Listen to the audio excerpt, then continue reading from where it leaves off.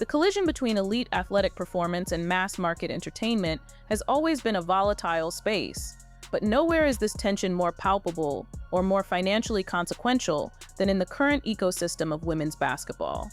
In late November 2025, a seemingly minor administrative decision, the omission of Caitlin Clark from a promotional graphic for a USA basketball training camp, ignited a firestorm that transcended the boundaries of sports media. This wasn't just a social media gaffe. It was a symptom of a profound disconnect between the governing bodies of basketball and the commercial reality of the sport.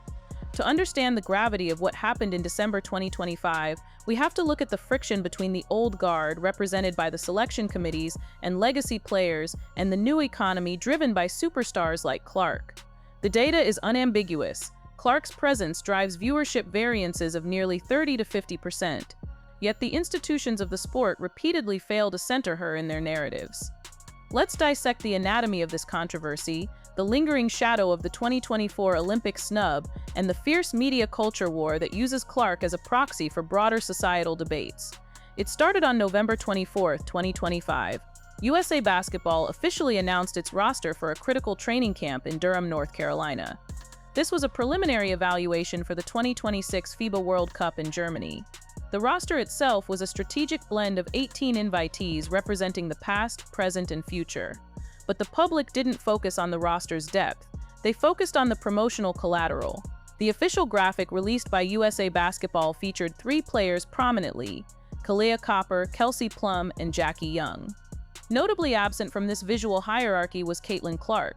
Despite being the most popular player in the league, the reigning Rookie of the Year, and the primary driver of ticket sales, Clark was relegated to the text of the press release rather than the visual hook of the marketing campaign. The decision to feature Copper, Plum, and Young was rooted in a strict institutional meritocracy. All 3 women were members of the gold medal-winning 2024 Olympic team in Paris. By prioritizing recent Olympic success over current market dominance, USA Basketball signaled a continued adherence to institutional seniority. In their internal logic, the champions deserve the placement. But in the external logic of the market, excluding the most famous face in the sport was viewed as baffling incompetence. The reaction was immediate and vitriolic.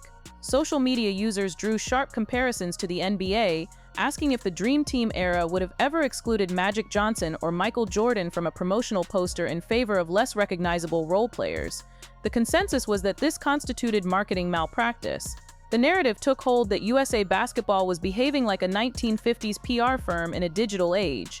It was seen as a willful decision not to ride the wave of Clark's popularity, suggesting a deep-seated institutional arrogance. To make matters worse, the actual roster was a dream scenario for marketers. It included the icons of the new era: Caitlin Clark, Angel Reese, and Paige Bueckers. The convergence of the Iowa, LSU, and UConn storylines into a single Team USA narrative offered unprecedented engagement potential. Yet by focusing the visual marketing on players who do not command the same cultural gravity, the organization highlighted the disconnect between their internal valuation of players and the external valuation of the fans. Prominent sports columnist Christine Brennan became the tip of the spear in criticizing this strategy. She framed the exclusion as an act of self-sabotage. Brennan noted that the U.S. women's national team had seen a drop in TV viewership during the Paris Olympics compared to previous years. If USA Basketball really wanted to go all out promoting women's basketball, she argued, they would have added the photo of one other player to this graphic.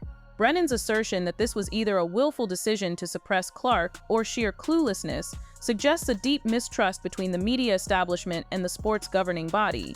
But this controversy cannot be analyzed in a vacuum. It is the direct downstream consequence of the decisions made in the summer of 2024. The exclusion of Caitlin Clark from the Paris Olympic roster remains the defining trauma in the relationship between the players' fan base and the national team program. Following that 2024 announcement, high-level executives broke protocol to openly question the wisdom of the decision.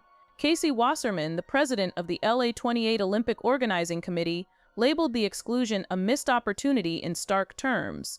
Wasserman acknowledged the basketball argument that veterans like Breanna Stewart and Aja Wilson were more experienced, but he countered that Clark was a generational talent arriving at a moment when the world was ready for it. He went further, explicitly stating, "Shame on all of us." He argued that while the veterans were dominant, the world wasn't ready to fill a building for them in the same way they were for Clark. Even Adam Silver, commissioner of the NBA, echoed these sentiments. He admitted it would have been nice to see her on the floor, citing the ratings and global interest she commands. This highlights the divergence in mandates. USA Basketball's mandate is to field the best possible team to win gold. The NBA and WNBA's mandate is to get more people to watch and love basketball. In 2024, USA Basketball chose the former at the expense of the latter. In 2025, the graphic controversy suggested they were still making the same choice. To understand why the omission of a single player from a JPEG caused a national media cycle, we must quantify the economic reality of the Clark effect. The 2025 WNBA season viewership data provides a stark illustration. While the league celebrated a 3% overall increase, this growth was heavily skewed. On the ION network, Fever games with Clark playing averaged 1.25 million viewers. When Clark missed games, that number dropped to 954,000, and for non-Fever games, the average was just 554. Basically, the rest of the league average is less than half of a Clark game. The most cautionary tale came during the 2025 All-Star Game.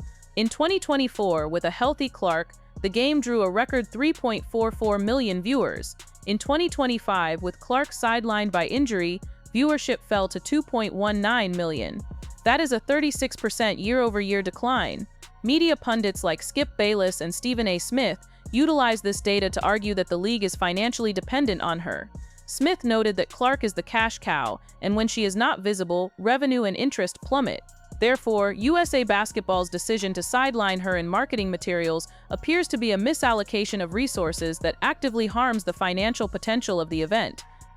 No figure illustrates the internal tension regarding Caitlin Clark more than WNBA legend Sheryl Swoopes. The friction between Swoopes and Clark symbolizes the resistance of the old guard.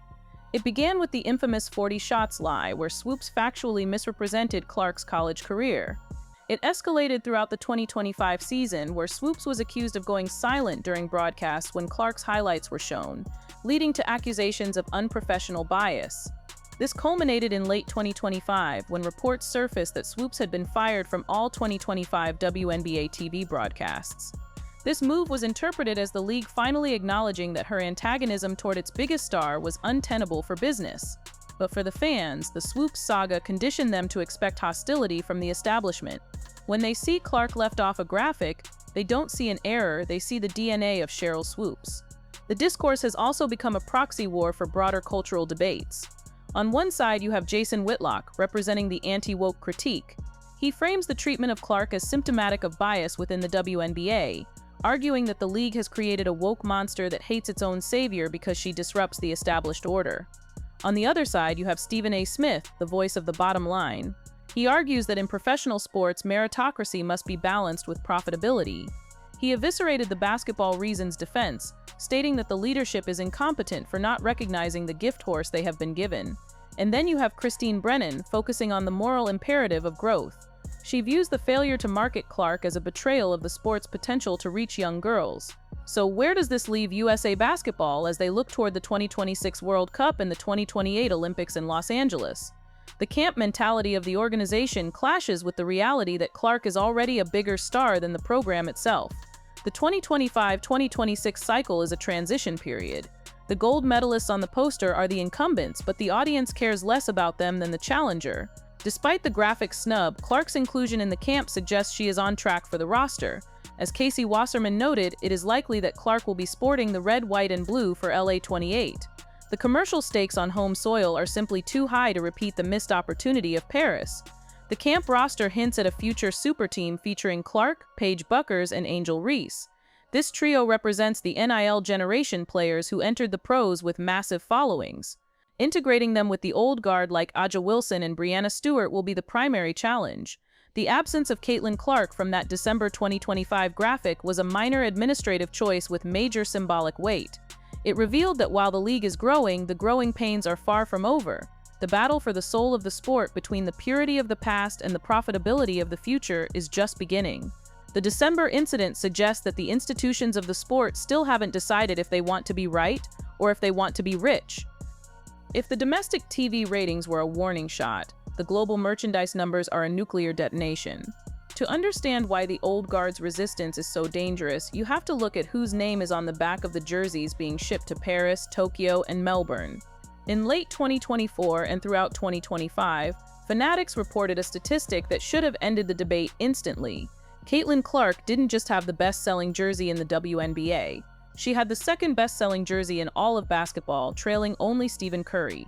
Let that sink in. She outsold LeBron James. She outsold Jason Tatum. She outsold every other NBA superstar except the greatest shooter of all time.